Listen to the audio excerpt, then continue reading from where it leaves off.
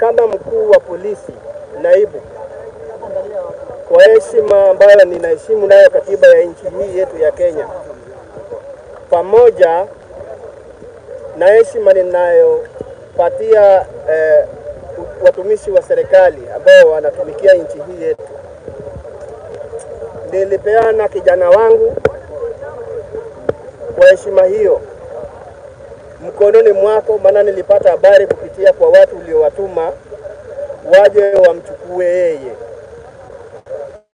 Baada ya kukabidhi huyu mtoto kwako, maana hawa ni watu uliowatuma tu,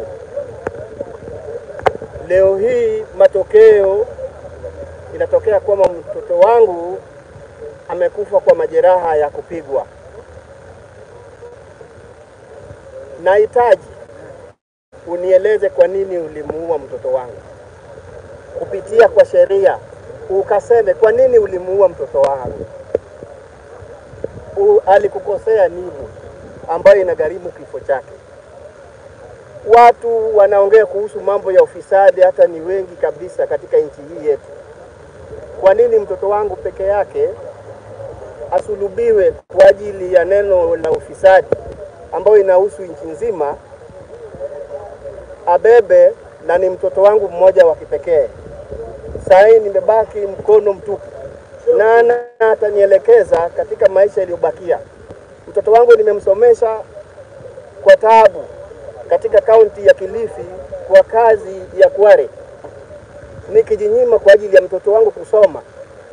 Alipohitimu nilikuwa nina matumaini, ndiposa nikatoka huko nikirudi Nyanza nikae nyumbani, kwa sababu mtoto amefika mahali kwa kunishika mkono.